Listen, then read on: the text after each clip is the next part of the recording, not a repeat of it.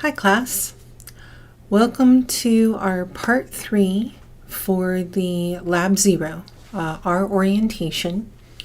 And for this session, we're going to be working with some graphing skills using the package called ggplot2.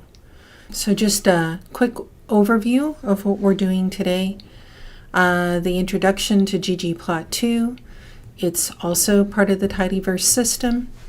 How to load and open a provided R script, and doing some graphing walkthroughs, as well as exporting your final plots to an image file.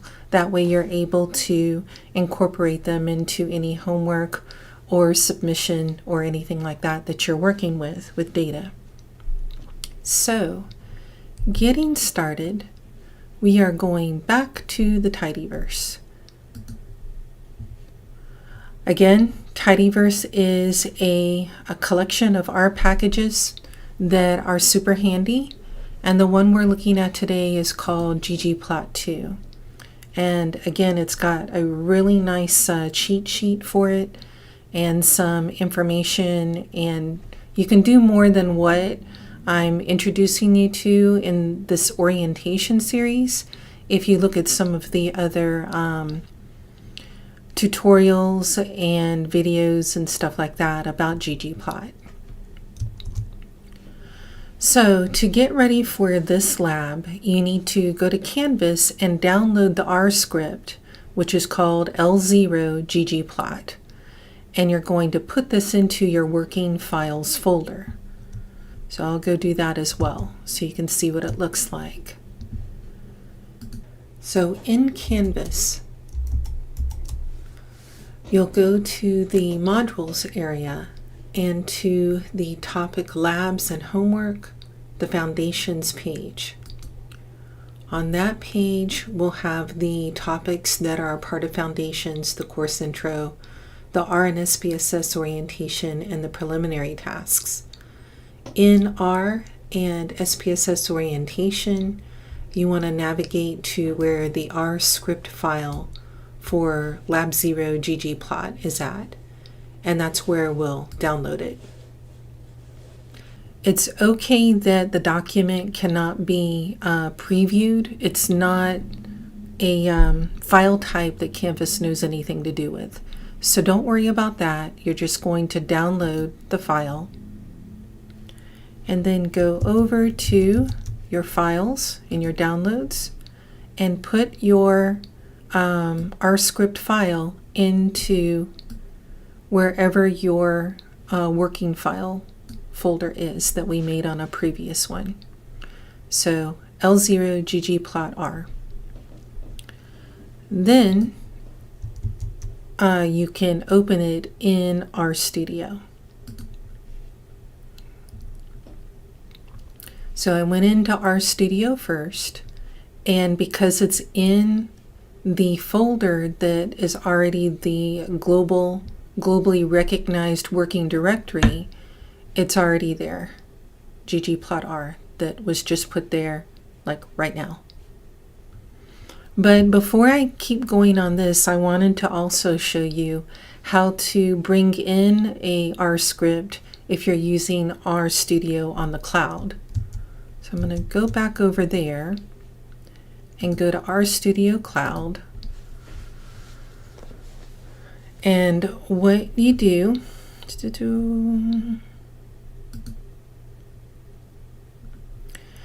it opens up empty, right, for RStudio Cloud, and that's fine.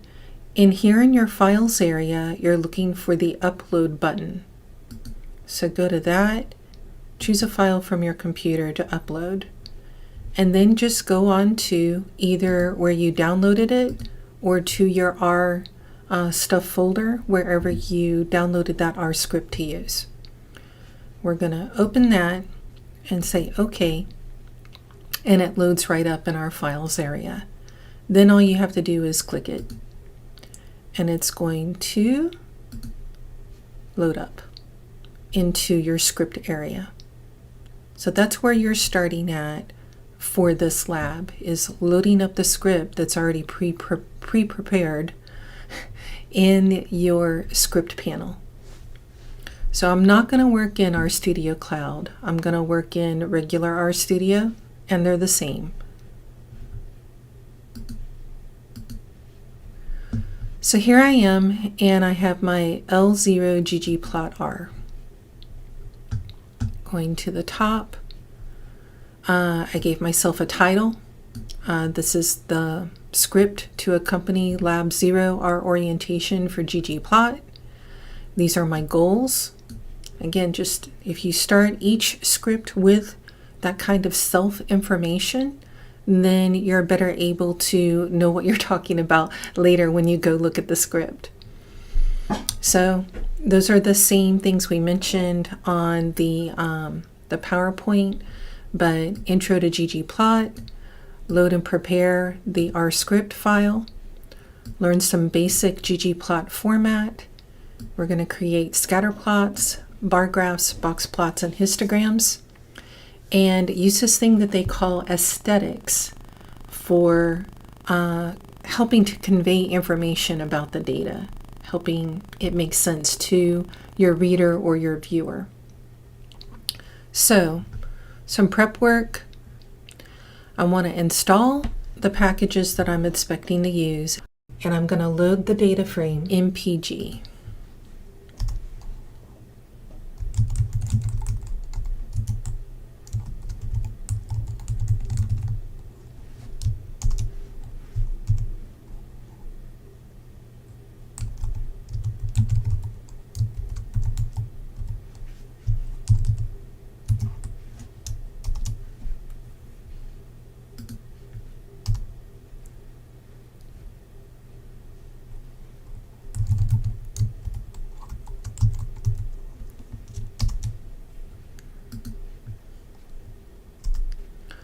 So now I have MPG in my environment.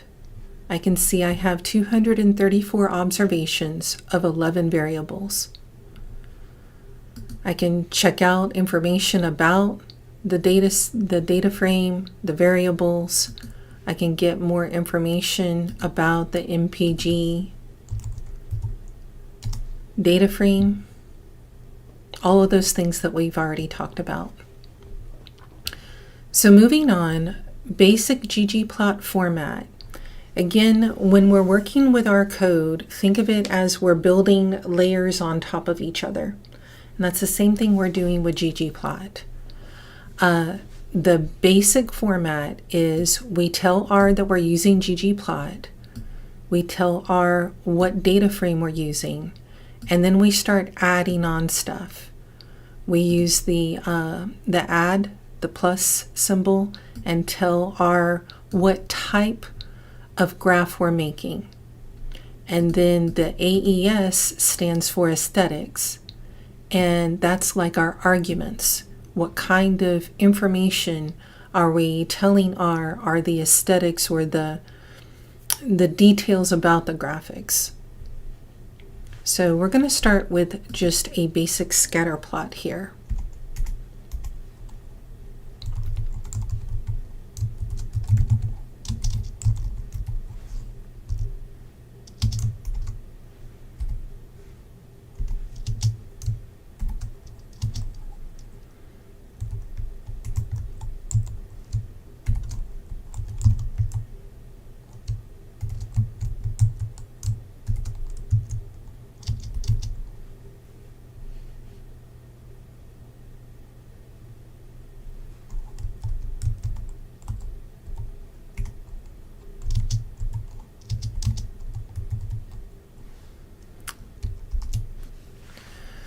So when I typed it in, I said, I'm going to graph using ggplot. That's my function. The data is going to be the MPG data frame. I want a geopoint, which is what R calls a scatter plot. And the aesthetics, or the things that R needs to build this, are going to first be the X and Y axis. And I chose displacement and highway, which is miles per gallon on the highway. And immediately it loads up into this plots tab where we have displacement along the x-axis and highway along the y-axis.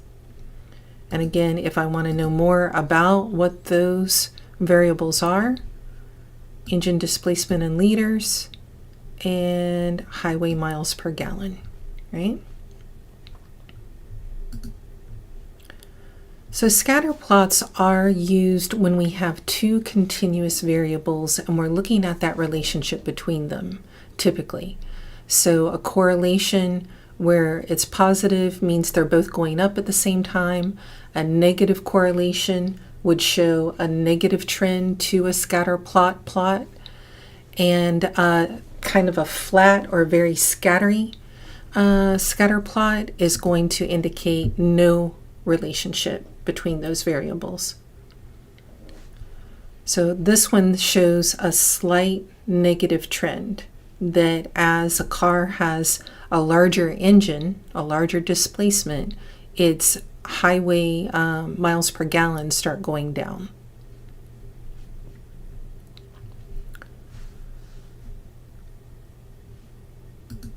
Okay, so we just did that one. I just put it in the wrong place. I'm going to copy and put it here. Yes, it's the same one.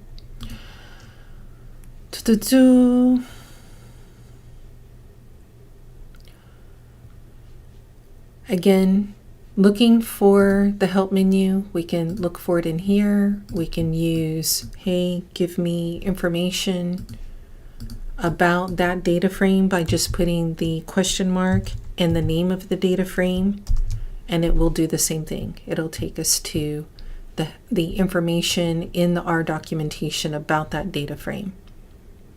So when we're looking at other variables in this data frame, the highway is not the only indicator of miles per gallon. There's also a city miles per gallon with all of the starts and stops at red lights and stuff like that. So we're going to use this one instead of the highway.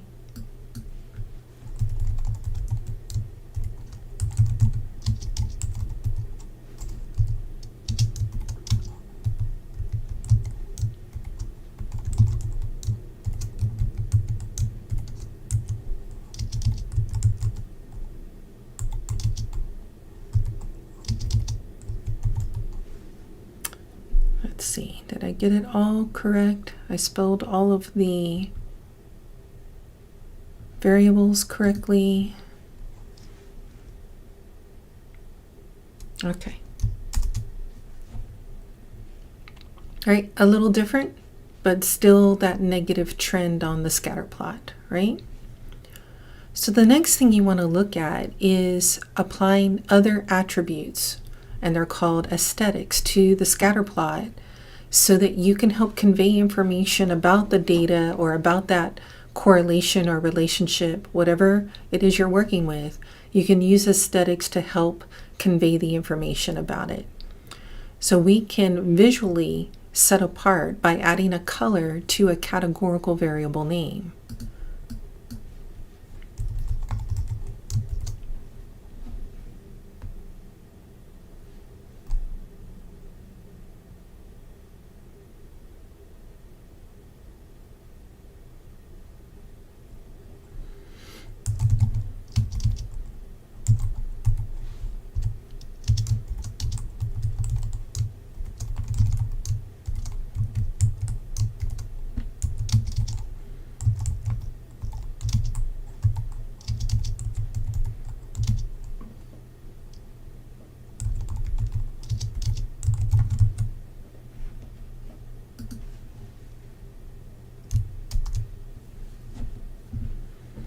So this way adds color based on the class, the categorical variable of class, what type of car it is. However, if color is costly for my the publication or the target that I'm trying to publish at, then I can give more information but not use color. Instead, I could use alpha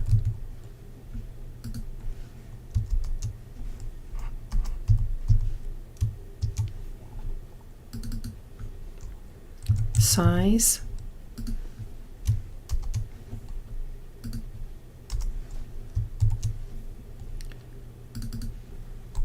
or shape. Let's take a look at these.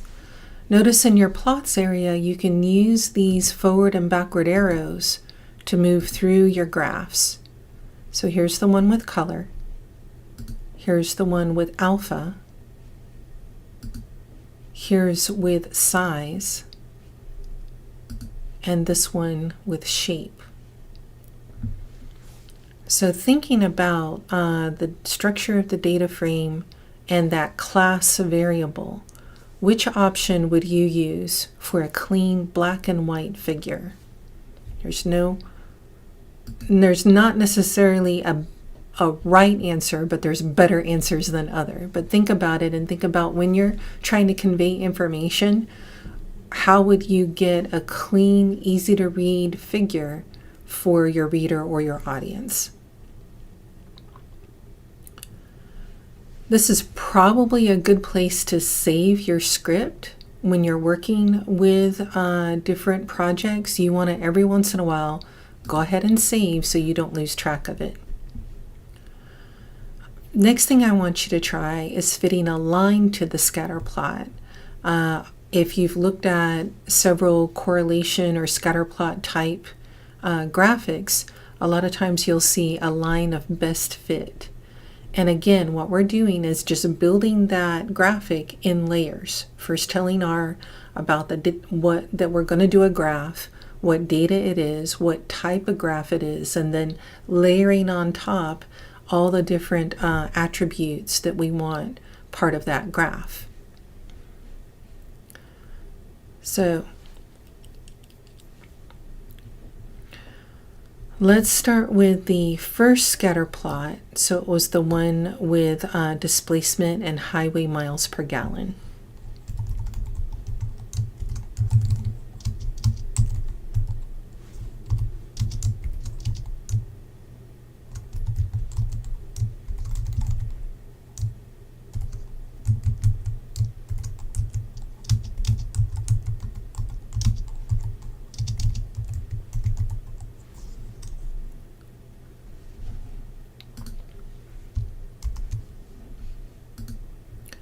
And now we're going to add a smooth line of fit to the end of that command.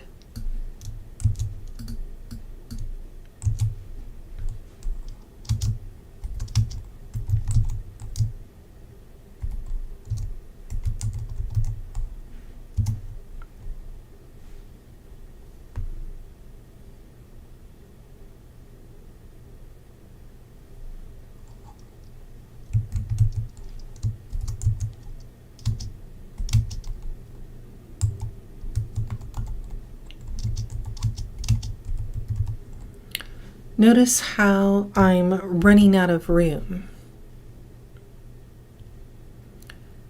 If you're going to go to a next line in R, you want to go after the plus. Leave the plus up on the prior line.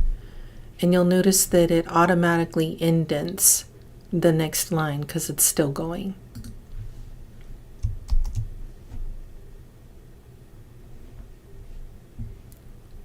So this is just a line of best fit going through that scatter plot between X and Y.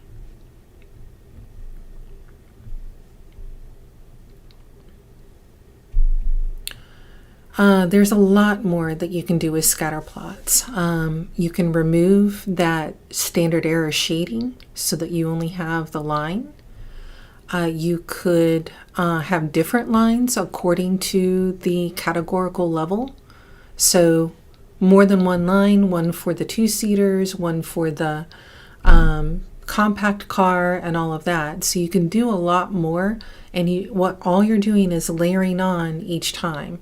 And some attributes work better with different plots, but you can play with that. I would say also check out the R for Data Science. 3.6 and 3.5 is kind of where you'll find a lot of information on the scatter plots. But right now we're going to move on to bar graphs and box plots. Again, it's still that basic format. We're telling R that we're doing a ggplot, we're doing a plot, what data frame, what type of function, and what mapping information does it need. So categorical variables are the ones that we usually report as a frequency count, a proportion, or a percent of the whole. Graphically, categorical variables tend to be summarized in a pie chart or a basic bar chart. So we're going to do a bar chart here.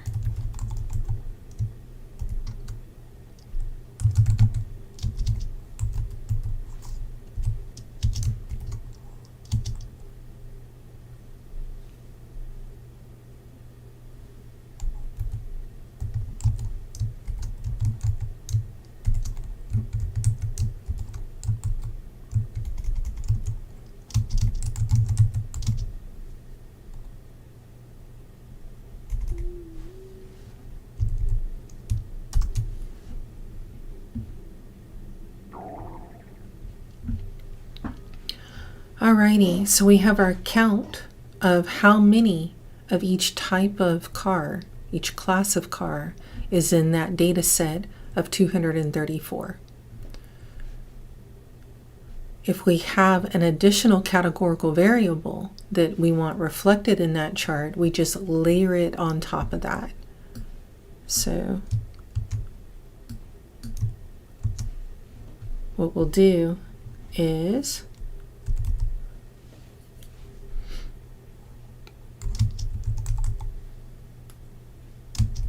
add a fill to what type of drive it is, front wheel drive, rear wheel drive, like that. And you see how it stacks the columns to indicate how many of each in the drive for these different types of classes.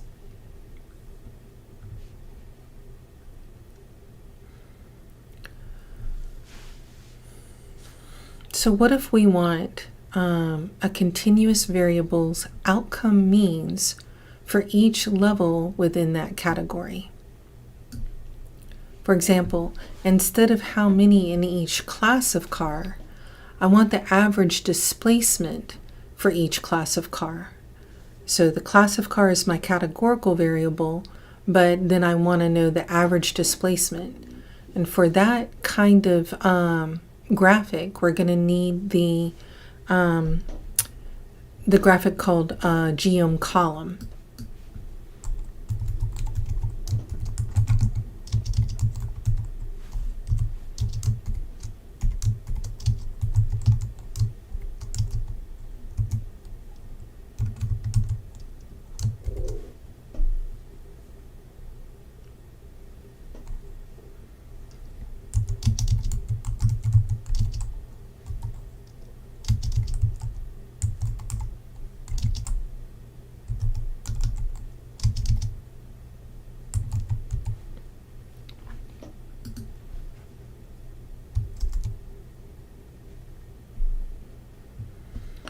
So notice the difference here on the side, on the y-axis. Before, we had a count of how many of each type of car, and the colorization, the fill, was based on drive. Now, on the y-axis, it's the displacement, the average displacement for a two-seater, the average displacement for a compact car, and so on. And we can still add that aesthetic to the second category with the drive, the fill drive, right there. We didn't need to have it, but it depends on what you're trying to communicate to your audience there.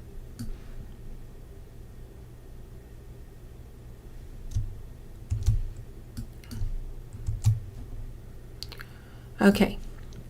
Another option for looking at the distribution of a continuous outcome is to use box plots. Let's say I want to know the average highway miles per hour for each class of car.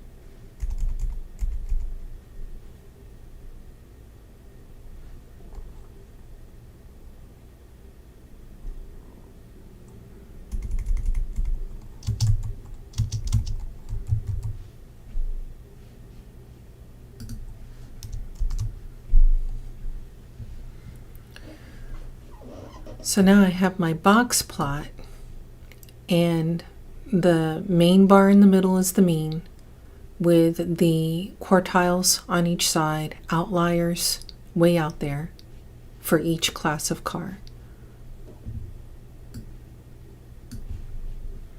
And depending on how many levels are in your categorical variable, sometimes it's easier to reorient your graphic sideways so that it just looks easier to convey the information. To do that, you enter a flip command.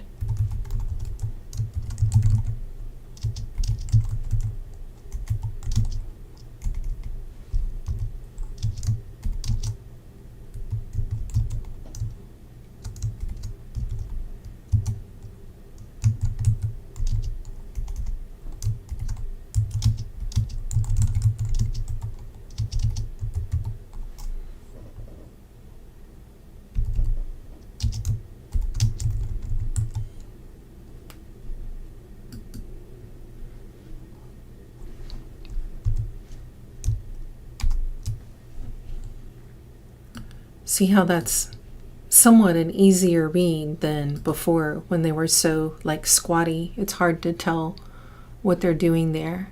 That one might be more easy, more convey better information, or convey the information in a cleaner fashion, especially when you have labels here that are going to get all jacked together when you have them down here. It kind of depends on the graphic, right? A couple of additional touches in your visual display of the box plot can also point out the outliers that are in the data using those color and shape add-ons like we did before.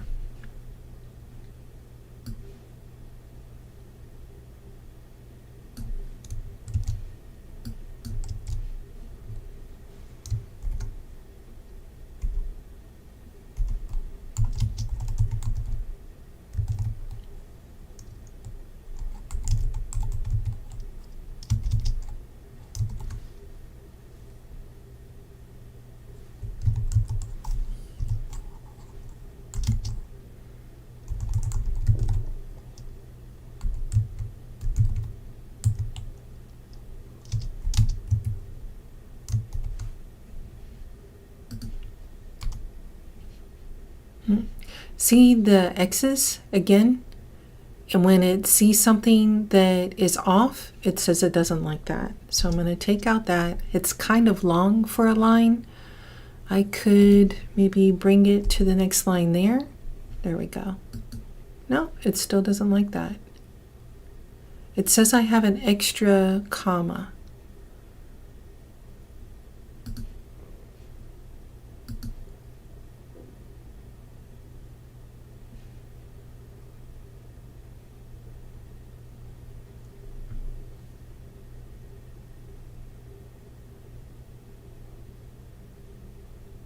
It's very particular on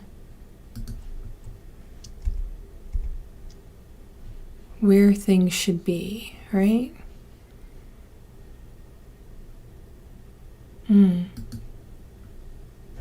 That's what's going on. It's not actually an extra comma that's the problem. It's I have an extra closing parenthesis that wasn't ready yet. So the aesthetic statement started there and ends there. And it's just the X and the Y that are within that first set of parentheses. So that little indicator that the code was off, it thought the comma was off, but it was actually the parentheses.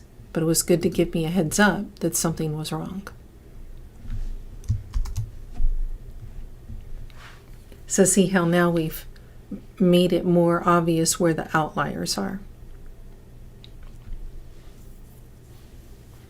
So again, notice that the color and shape add-ons are within the mapping parentheses, the aesthetics, but they're outside of the X and Y settings. So layering on top of the box plot, we can do that. Additional info like a scatter plot we can put on there.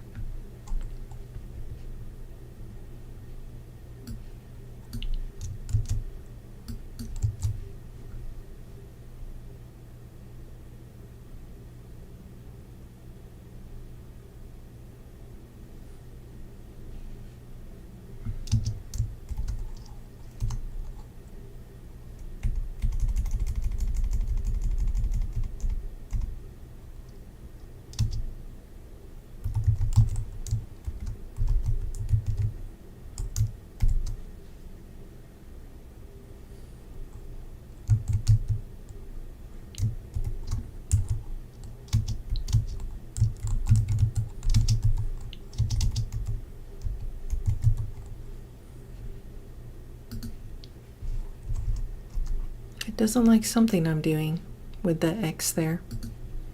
I'm going to check it out once I get finished typing.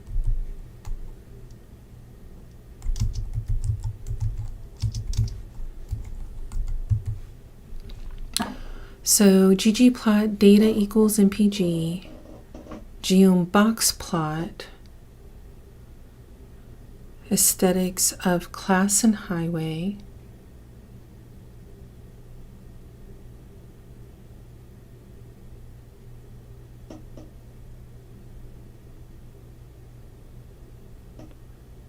close the parenthesis.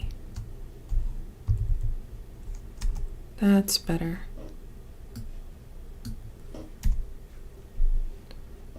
So I needed to finish closing that aesthetic command before starting the next geom, and also lay on top of it this scatter.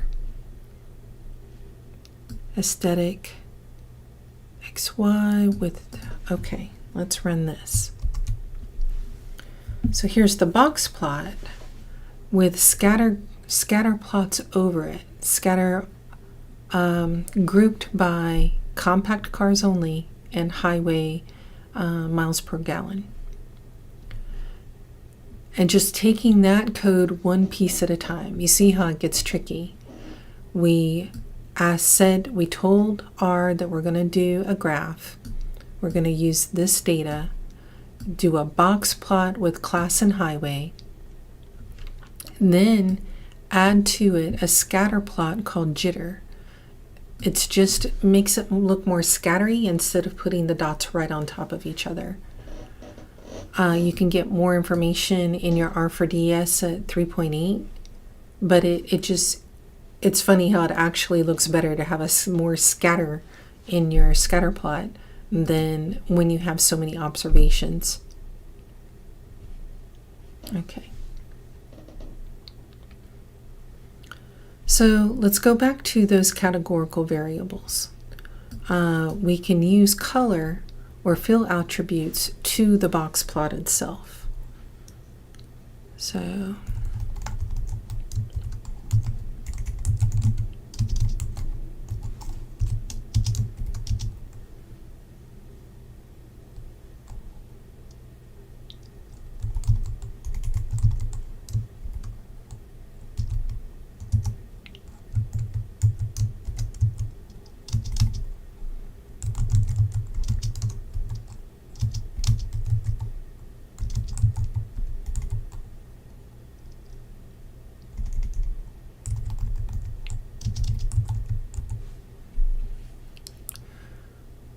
So I'm saying I want a box plot with X and Y, and I want it colored by drive, which is a categorical variable.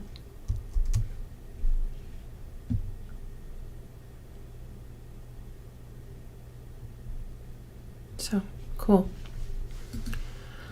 There's some other cool things you can do with box plots. Again, I'm just giving you guys the basics and giving you some code you can work with and keep developing on. I've seen students do some really neat box plots and graphs with them, but just start with the basics. We're not going to, this isn't like a graphic design class. We want to convey information about our data, and we want to do it in a way that makes sense for our viewer, our audience, right? But the best place I found for some good box plot information is that website that I put in the script file. And check it out. Okay, our last graphing task is going to be histograms. And again, starting with that basic format for graphing. So tell R we want a ggplot, what the data is, what the geom function is, and what the aesthetics and arguments to those aesthetics are. And a histogram is basically that frequency distribution of how often a value occurs for one variable. So we just need to choose a variable of interest and ask R to provide the histogram plot for it.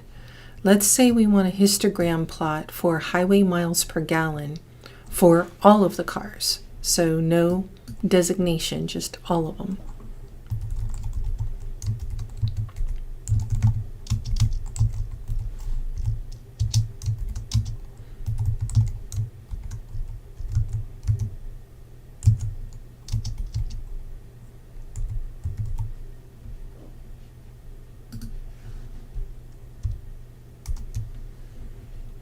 Okay, so notice, oh, I need a second. There we go. No. And this is where we get one of those information. Highway not found. Geom bar. Let's see. Unexpected extra parenthesis. I forgot the aesthetics.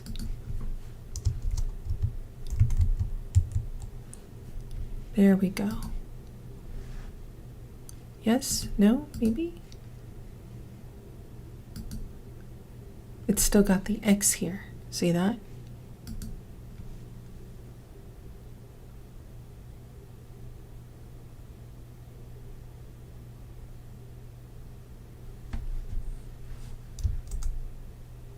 Okay, there we go. So it ran, but it's giving us this information. It says it's using bins equal 30. So over that 234 observations, it's grouping them in groups of 30 after it put up the count there, right? And it's suggesting that we pick a better bin width. So instead of ending there, let's go ahead and add a bin width of 1 and see how that changes things. So it's a little more finer grained with 234 observations. That's not many, to just take one at a time instead of grouping them in groups of 30. So there's just a little difference between the two graphs there, but that's what it was complaining about. One of the things it was complaining about. And that's the one thing you want to note, that R is not going to kill us. It's going to tell us when it thinks something's off. It might not be exactly right about what's off, but it gets our attention and we can keep looking around for where either there's a comma out of place or a parenthesis out of place, anything like that. So now with this histogram, can we differentiate on a categorical variable like drive or class or transmission, whatever? So I can take this whole piece and let's say we'll do right here after highway, part of the X, fill for drive. So now it's colorized so that we can see a stacked how many in that count right there.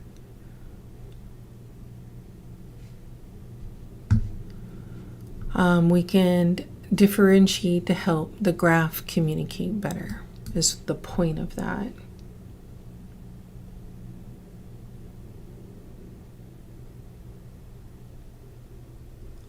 Let's see this one.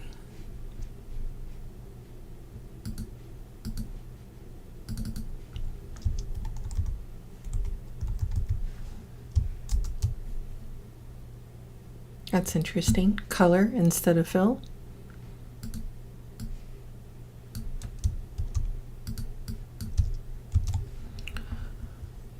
ggplot, histogram, highway color, bin width. Let's do color drive. We'll fill then with white.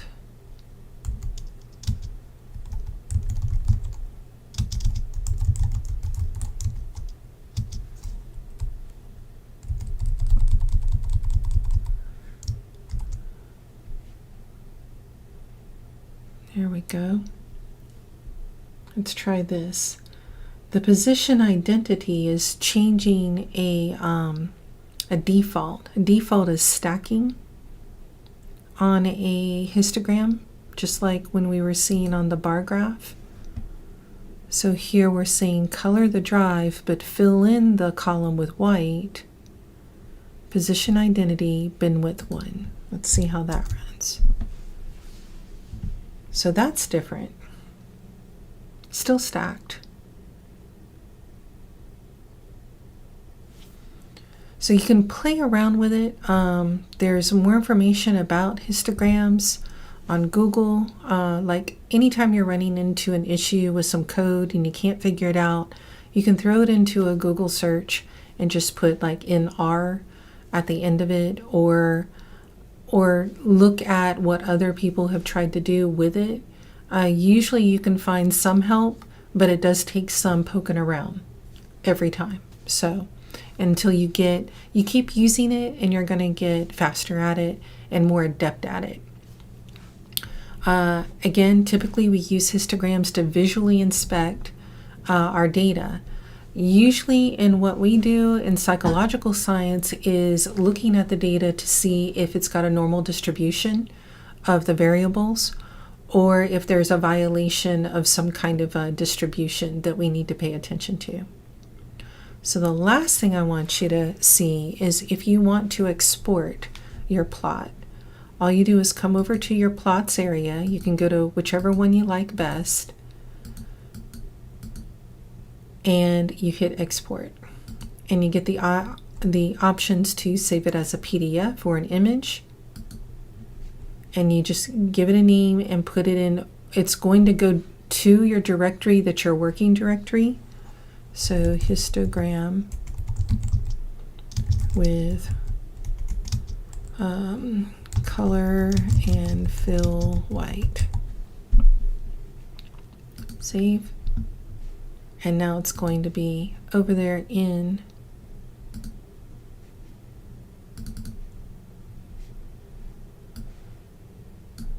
my files that I can work with if I want to add it to a paper or an appendix or anything like that. So right there in the export. Okay, we're going to move back to our PowerPoint.